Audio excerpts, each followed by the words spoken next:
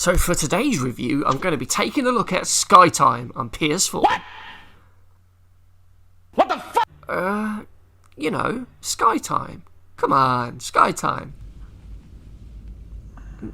No? No? Well, imagine Mirror's Edge, but a Mirror's Edge with slow-mo powers and a giant wrench to throw at people, and then you'd be having SKYTIME. Yeah.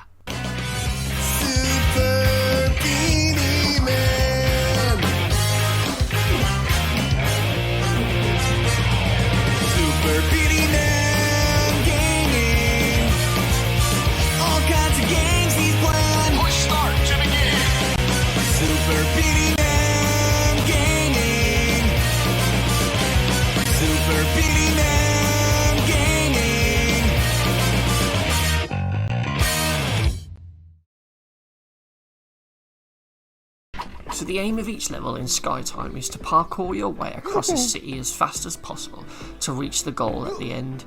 You do this by running and jumping and generally platforming your way across a cityscape, jumping across buildings, jumping onto cars and various other platforms while avoiding hazards such as turrets and pitfalls to get to that goal in as short a time as possible. I would say it has a story, but it's so irrelevant to the game. Zachary Let me just take a look a at brilliant this. scientist, a happy father and a loving husband, took his family on a ski trip. Everybody was having a good time. After a long day of skiing, Zachary went to get everyone hot chocolate. All of a sudden, an avalanche alarm went off. He knew that something horrible happened. I'm gonna get you back. So in order to help you take out those turrets, you have a wrench which is always in your right hand, and you can throw it by pressing R1. And when you do throw it, it kind of works like Thor's hammer in that it will always come back to you. It's really good in this respect because it keeps with that fast-flowing movement of the game. You don't have to run around and try and find it and pick it up off the floor, so it keeps you moving, which is good. A little tip I will say though, you can still press R1 once you've thrown it to quickly bring it back to you, so you don't have to wait for the game to do it. So in the first level, you get this sign telling you to don't look back and run. Yet when I look back, I was expecting to see something funny, but there is actually nothing there, which is a bit disappointing to be honest. What was all that about, eh? Another thing you have is the stopwatch, which kind of reminds me of Burner's watch, in that when you press it, you slow down time around you, and this allows you to clear impossible gaps that you just wouldn't otherwise be able to jump across. So when you slow down time, you still move quite fast, allowing you to extend your jump. When you do press the button, the timer slowly drains, as you can see by the blue bar going around the clock. Once this runs out, the time returns to normal, and the clock will gradually refill. Destroying turrets also gives you a bigger chunk of time back, and this slow-mo feature of the game is just really cool and fun to play with, especially once you've gone through a level a couple of times and you begin to master how best to use the time in that given level.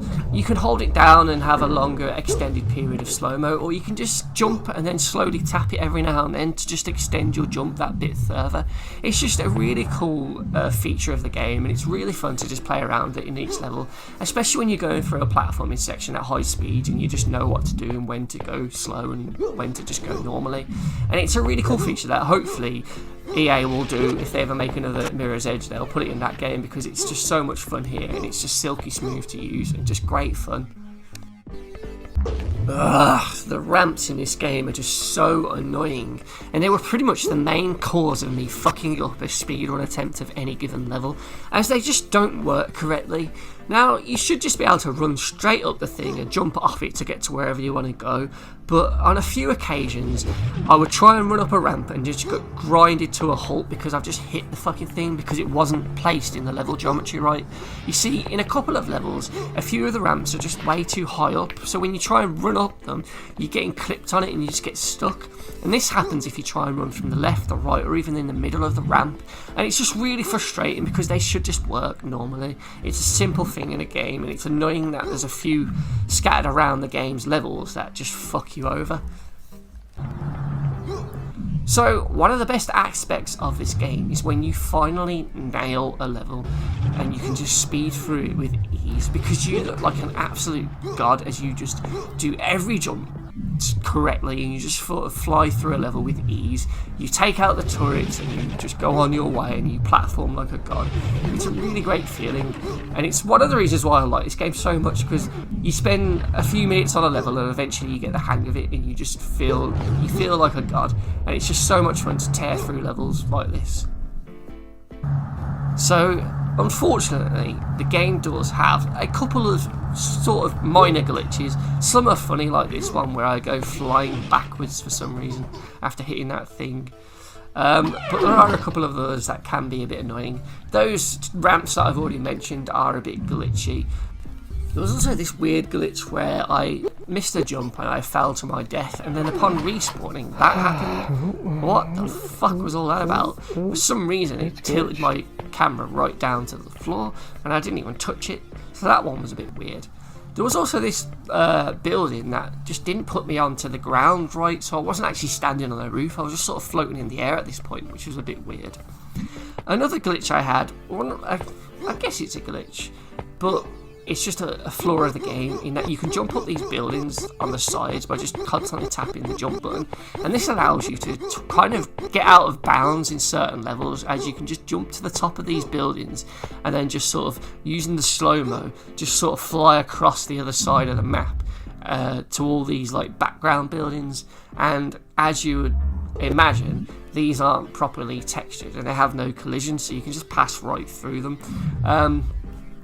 I thought it was kind of funny, really, to be fair, and it is an indie game, not many people worked on it, so I can sort of let these slide.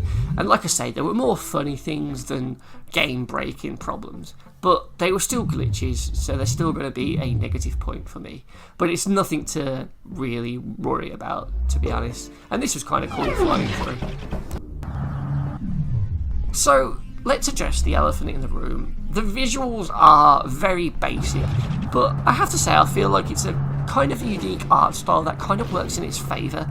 Yes, the environments are pretty bland. There's no flaw to it, and most of the buildings are just copy and paste jobs repeat throughout. Same goes for the vehicles that you'll jump on. It's usually just the same grey vehicle, but I like the visuals. It works well for what it is. It's a low budget, cheap indie game, but it does the job well enough, I feel, because it has a unique sort of futuristic sort of Art Deco style to it.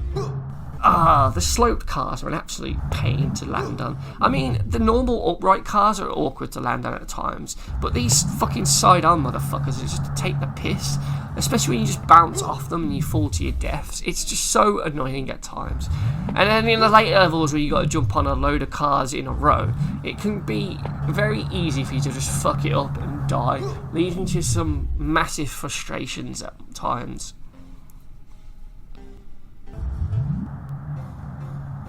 What's worse is that there's no like grab button in this game, and there's no auto grab or pull up, so when you do hit the side of a building, or you know, at waist height, or the side of a car at waist height, you just bounce off it and fall to your death. So one of the aspects of a minimal art style and low res graphics is that the loading times are actually really quick, so when you die you pretty much instantly put back in the level, which I really like. It's great for speedrunners.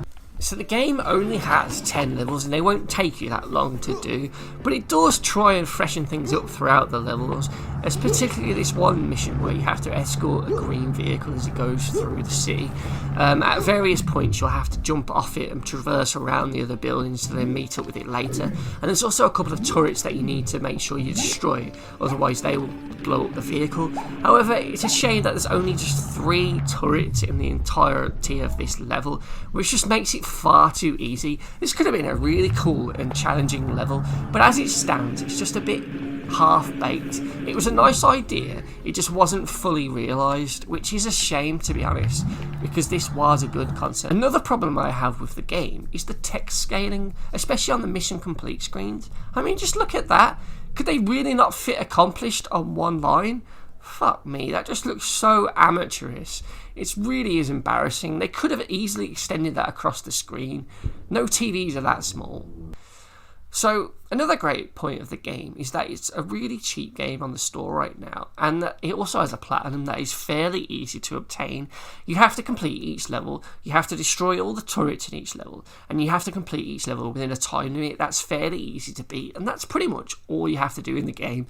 There's a couple of other missed trophies, but like I said, this platinum will take you probably about an hour. Another unique mission involves this one where you have to avoid all these flying cars with turrets and get to the end as quick as possible without dying.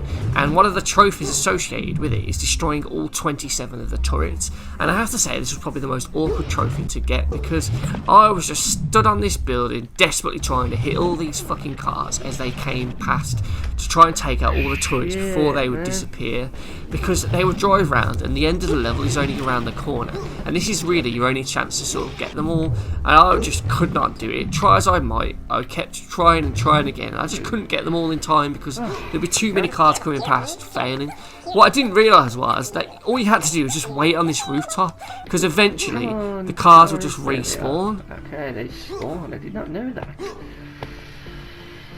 Fucking hell, what a pain in the ass. But eventually I got them all, and then I got the trophy, and I was pretty happy.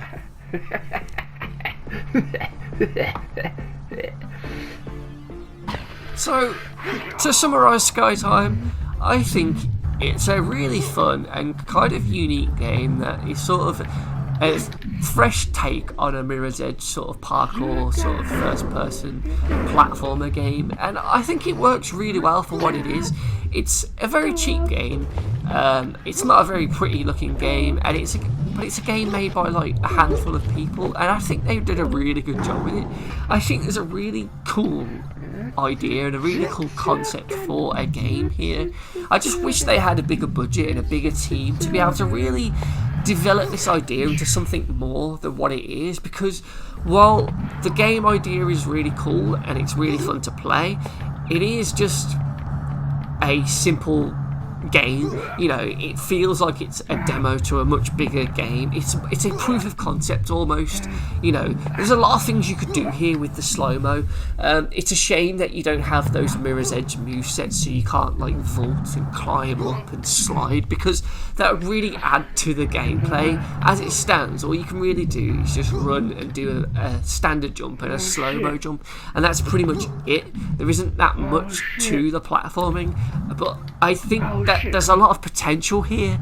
You know, if it had a bigger budget, you could give it a bigger, sort of more impressive, detailed visual style. You know, the cities could look more complex. It could look like Mirror's Edge, you know what I mean? And there should be more games like Mirror's Edge, because that was a great game. Catalyst wasn't as good because it was open world, and I think that's what I like about this one, in that there's only a handful of levels, sure, but they're all specific linear sort of levels with a sort of wide sort of semi-open path to the end goal. You know, you can jump on any sort of car and get there, or go up a few buildings to get to that route.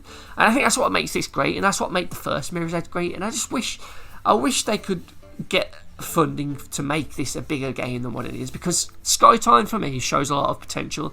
And yes, this package that we get now, it is very limited, and it's not going to take you long, and it is kind of basic, but I had a lot of fun here for the couple of hours that I played it, and it's definitely worth checking out. So please do check out SKYTIME on PS4. You'll have fun.